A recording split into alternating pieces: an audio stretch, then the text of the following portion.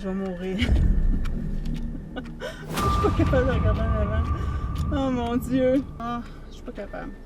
Nous sommes Lynn et Stéphane. Bienvenue à Passion Road Trip et Overland.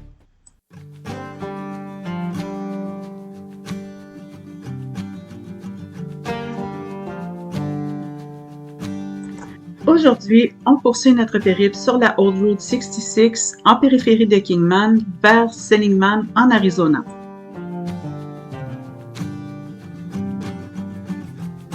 Ici, la température est vraiment très aride et il n'y a pas grand-chose qui pousse dans les champs autour de nous. Donc, le long de la route 66, on décide d'arrêter dans un petit magasin qui s'appelle Hackberry General Store. Quand on arrive sur les lieux, on se sent vraiment dans une autre époque.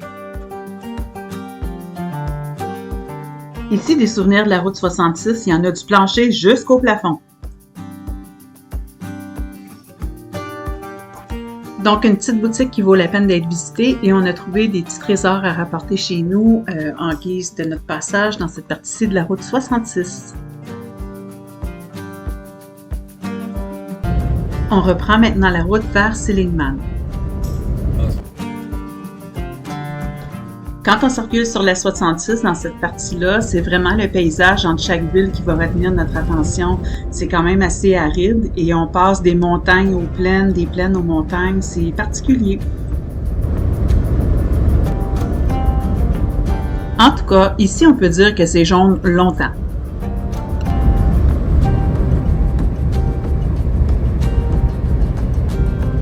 Donc, Seligman, c'est une ville qui est quand même assez importante puisqu'en 1987, l'État de l'Arizona a reconnu le tronçon de route qui relie Kingman à Seligman comme la route historique 66. Donc, on dit que Seligman est le berceau de la route historique 66.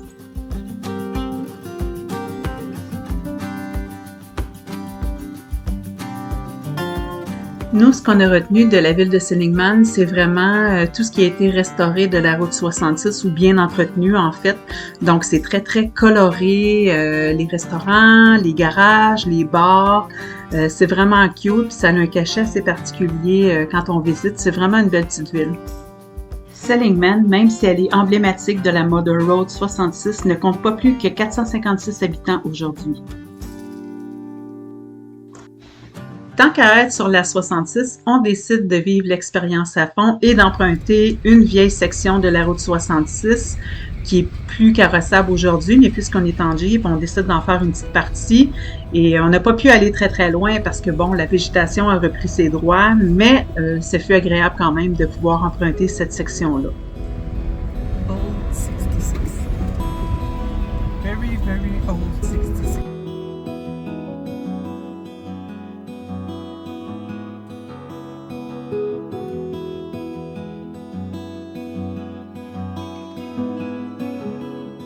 Après quelques minutes, nous sommes de retour sur la partie carrossable de la Old Route 66.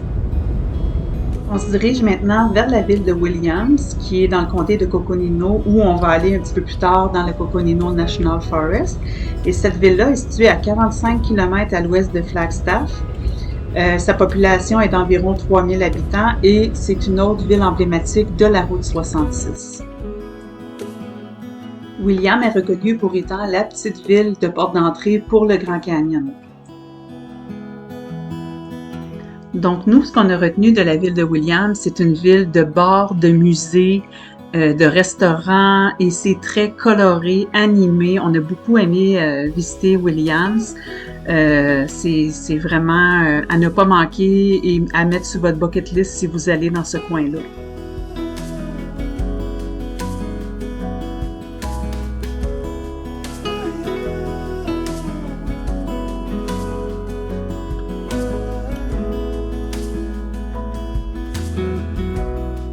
Malgré qu'il fait très très chaud, les gens profitent tout de même des terrasses extérieures.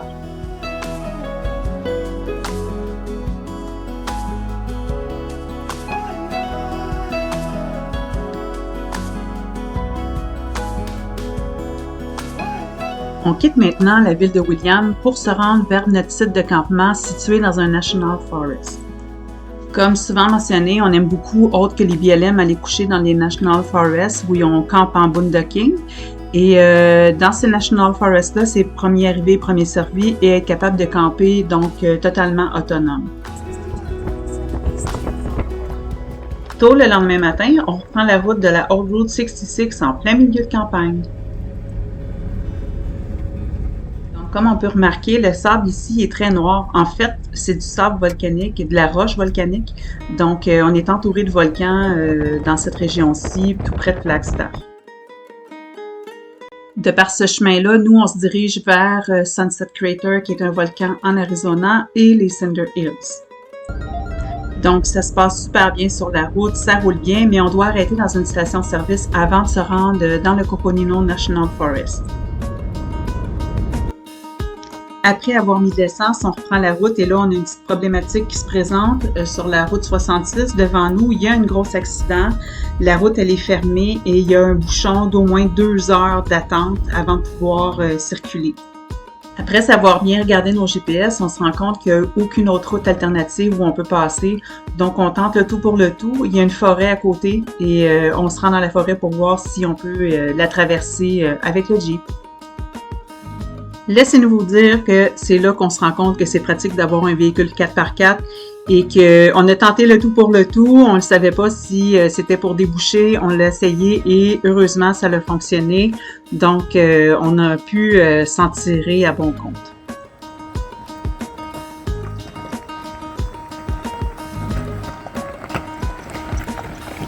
Il y a d'autres véhicules qui se sont essayés à passer dans ce sentier-là et finalement, ils ont rebroussé chemin parce qu'ils n'étaient pas adaptés pour circuler à cet endroit-là. On finit par reprendre la route 66 et on se dirige dans la ville de Flagstaff pour aller faire un petit peu de ravitaillement au niveau de la nourriture dans un Walmart. Quand on est arrivé au stationnement du Walmart, on trouvait ça assez spécial de voir que le stationnement, il était en partie couvert par des pare-soleil. En fait, c'était pas le cas, c'est des panneaux solaires, mais on pouvait stationner en dessous. Donc, c'était assez spécial. En tout cas, c'est une première pour nous de voir ça. Pratiquement tout le stationnement était recouvert de ces panneaux-là et on a trouvé ça super bien pensé.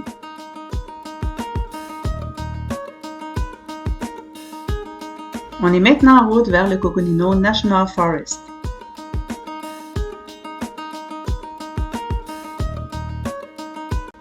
Donc, cette section-ci du Coconino National Forest est notamment reconnue pour son volcan Sunset Crater, mais également pour son OHV Area des Cinder Hills. On arrive dans la section des Cinder Hills et heureusement aujourd'hui, la température est super belle, donc pas de flash flood en vue. Donc, pour vous mettre un peu dans le contexte, les Cinder Hills sont une zone de loisirs très appréciée par les nombreux amateurs de véhicules hors route. Et on est entouré de cônes volcaniques et de cratères de cendres volcaniques.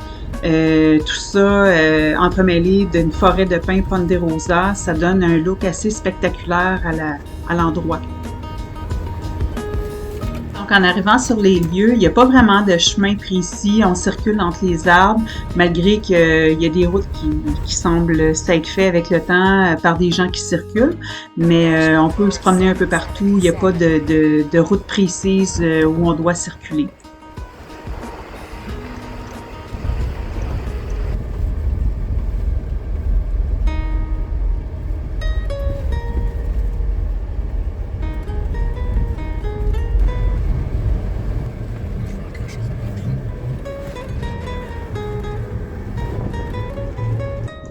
Stéphane, lui, il s'amuse comme un petit fou.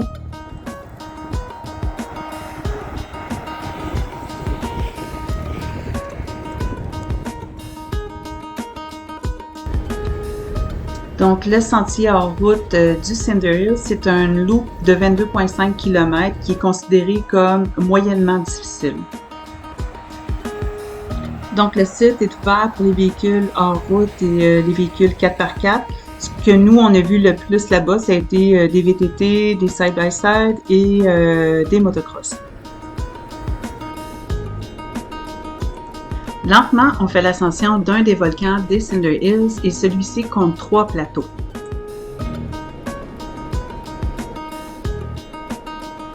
Le premier des 3 plateaux qu'on fait l'ascension se trouve majoritairement dans la forêt, donc on n'a pas l'impression de faire de l'ascension assez intensément. C'est plus rendu un petit peu plus haut qu'on s'en rend compte. Plus on avance dans la montagne des Cinder Hills et plus on se rend compte que la roche volcanique, c'est une roche qui est assez dense et c'est comme si on roulait sur des billes qui se déplaçaient alors qu'on avance. Et en fait, cette roche volcanique-là est composée majoritairement de basalte. Ce qu'on voit devant nous, c'est le sommet du volcan. Dans les prochaines photos aériennes, vous allez pouvoir remarquer la trajectoire qu'on a effectuée pour se rendre à la caldeira du volcan.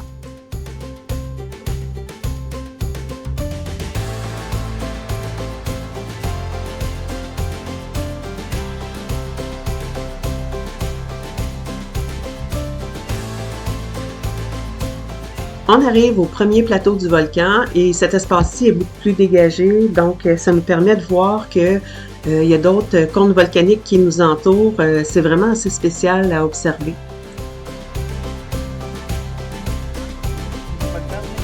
C'est vraiment à partir de ce point-ci qu'on commence à sentir l'élévation et on sent que le moteur du Jeep travaille un petit peu plus fort.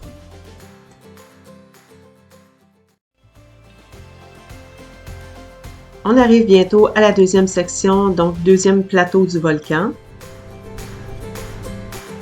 Je l'ai mentionné dans plusieurs autres des vidéos qu'on a fait. Moi, je suis pas une fanat des hauteurs et aujourd'hui, je m'attendais pas à monter, à faire l'ascension d'un volcan comme celui-là. En fait, j'avais pas d'attente en tant que telle de venir dans les Cinder Hills, mais aujourd'hui, je pense que j'ai atteint des limites au niveau des hauteurs. Je m'attendais pas à vivre ça. 15 degrés. 17. Chérie, j'ai peur qu'on vire sur le dos. On peut pas virer sur le dos. Pas dans cet angle-là. J'ai peur.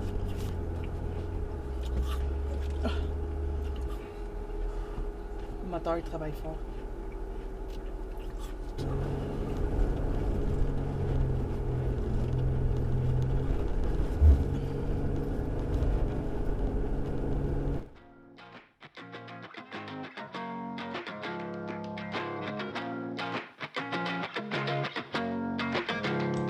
On arrive bientôt au deuxième plateau et là, le paysage il est incroyable alentour de nous, c'est magnifique.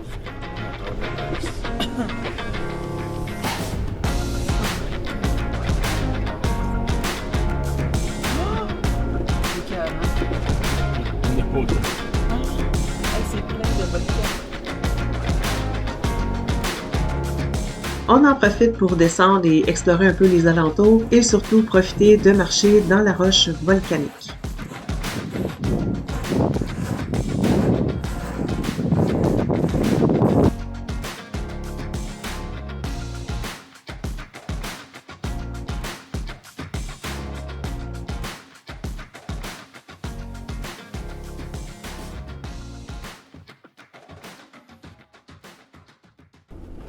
In 1 kilometer, arrive at Cinder Hills, 2440M on Ils the sont pas right. là-dessus, là.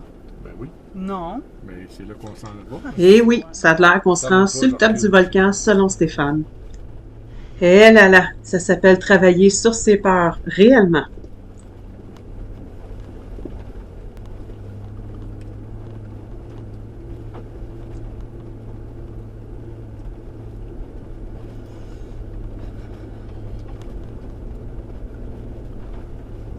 On est à 17 degrés. 20 degrés. Pause celle-là. Là, ça monte bien, là. On va la redescendre. On en fait des choses ensemble. Tu stresses un peu? Oui.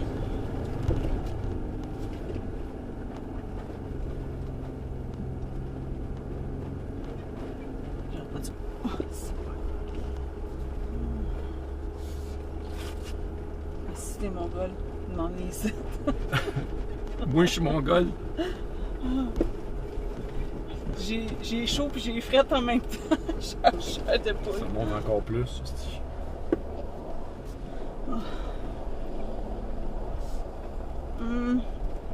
Ok, moi j'ai atteint ma limite là. Si tu veux aller là-bas, tu y vas tout seul. Moi je vais pas là. Arrivé au sommet du volcan, Stéphane voulait aller vers l'autre caldeira qui était tout juste à côté de la caldeira où on se trouvait et finalement, il s'est ravisé quand il a vu que le chemin était vraiment très, très étroit pour se rendre. Moi, de toute façon, il n'était pas question que j'y aille.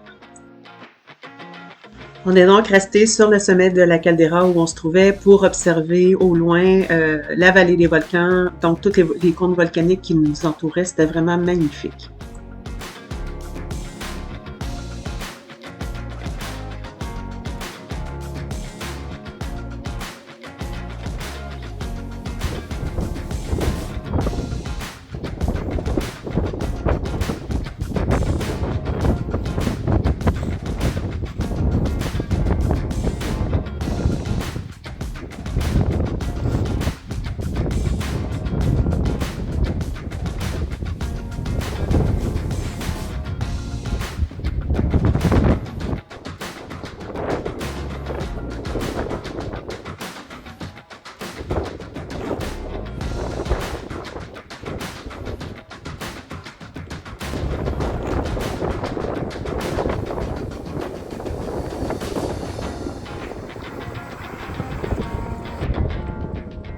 Donc, on circule autour de la caldeira du volcan et on admire le paysage tout autour.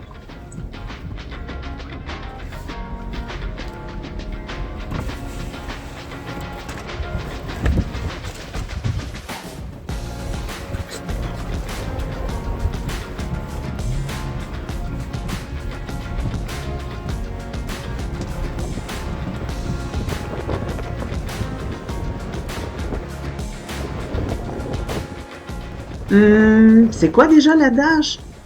Ah oui! Tout ce qui monte doit redescendre. Et misère.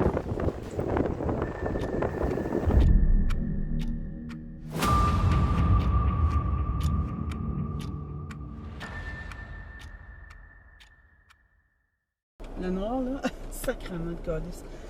Je vais mourir. Je suis pas capable de regarder en avant. Oh mon Dieu. Honnêtement, d'en haut, je l'aurais pas descendu. Ah, je suis pas capable. Je suis pas capable. J'ai peur de tomber. J'ai vraiment peur. Ça vient que de moi, je descendrai à pied, là. J'ai peur. Tiens-le à 2 mains, OK? Toi?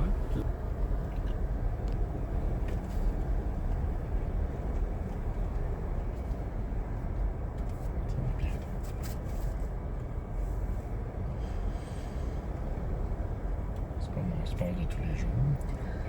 Puis il y en a qui passent à côté.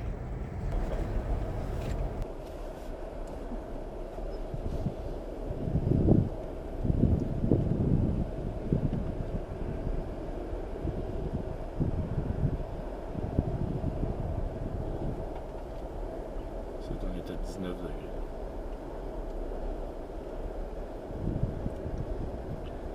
Je suis sur l'eau 1 puis sur les freins.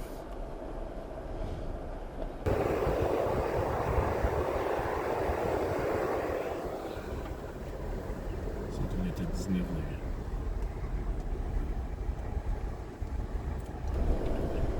Je passe de par là.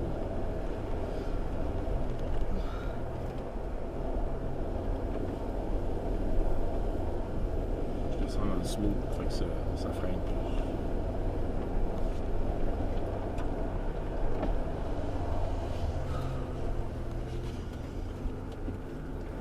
Le feeling que j'ai actuellement, c'est comme descendre sur des billes. En tout cas, faire l'ascension et la descente d'un volcan, c'est toute une expérience. On peut vous dire que l'adrénaline est dans le tapis pour la montée puis pour la descente. Puis pour ma part, je suis sortie amplement de ma zone de confort. À mon grand bonheur, on atteint un niveau pas mal plus confortable pour moi.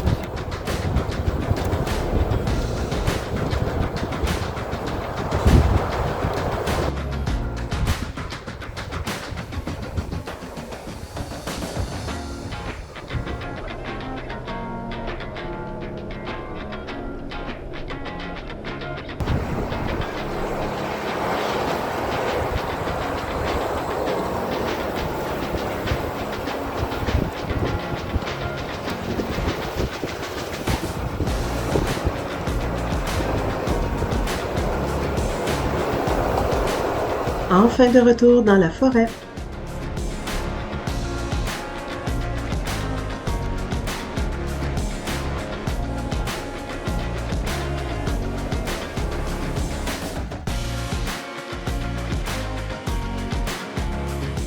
De retour dans le Coconino National Forest, on décide d'aller visiter le Sunset Crater. Donc, le Sunset Crater, c'est un volcan du Coconino National Forest. Il atteint une hauteur de 8042 pieds et on dit qu'il est vieux de 950 ans. On décide de se rendre au Visitor Center du Sunset Crater pour en apprendre davantage sur ce volcan-là.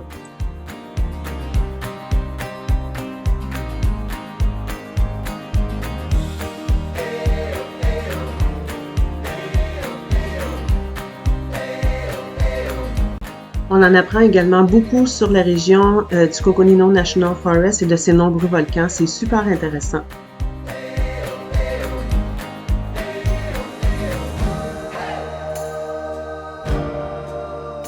On décide de reprendre la route et de faire la Sunset Crater Loop dans le Coconino National Forest. C'est une loop d'environ 1h20 où on se promène à travers les cendres volcaniques en fait du volcan qui sont devenus des champs de lave.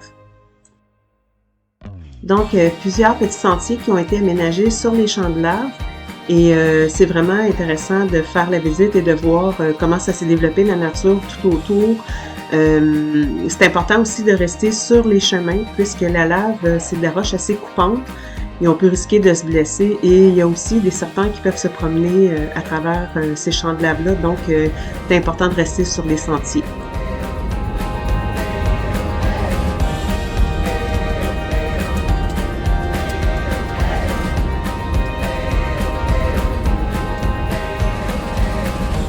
Au fil des ans, il y a eu plusieurs incendies qui se sont déclarés dans le Coconino National Forest, dont le plus récent en 2022. Et quand on se promène à travers le paysage, on est en mesure de constater les dégâts que ceci a causés.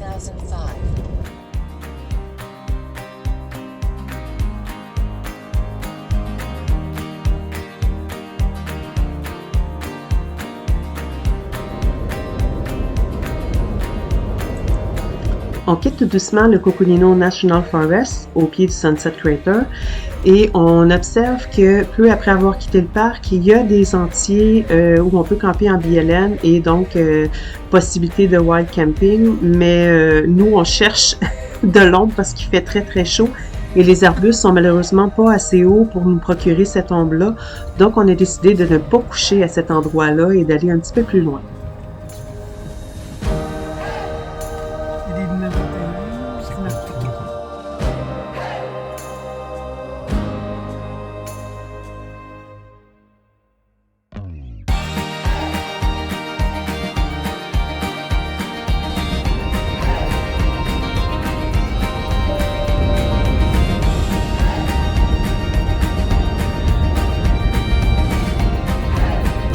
Bien qu'assez désertique, ce paysage-là, entouré de vallons et de montagnes volcaniques, est sublime. Ça nous laisse bouche bée sur qu'est-ce qu'on voit et c'est jaune à perte de vue. C'est inimaginable et partout dans les champs, il y a des roches volcaniques noires qui contrastent avec le jaune.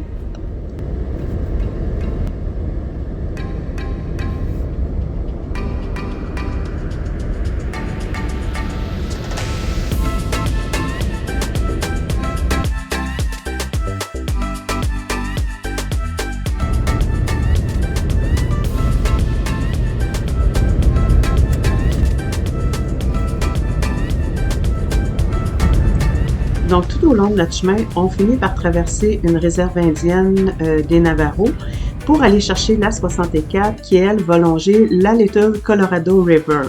Cette rivière-là se jette dans le Grand Canyon.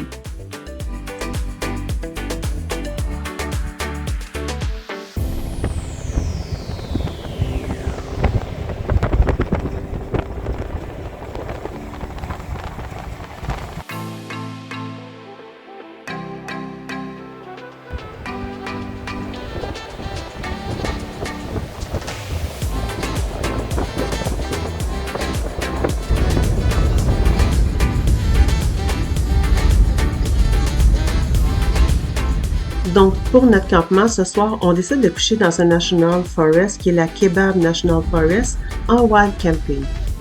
Finalement, ça a été impossible pour nous de trouver un endroit avec des arbustes assez hauts pour nous protéger du soleil. Ce qui est super de cet emplacement-là, c'est qu'on est tout près du Grand Canyon et de la route 64, laquelle on va prendre demain pour aller visiter le Grand Canyon.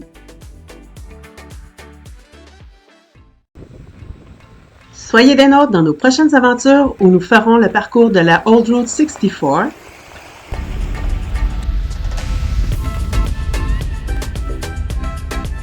Nous visitons également le South Rim du Grand Canyon et nous allons également visiter Meteor Crater en Arizona.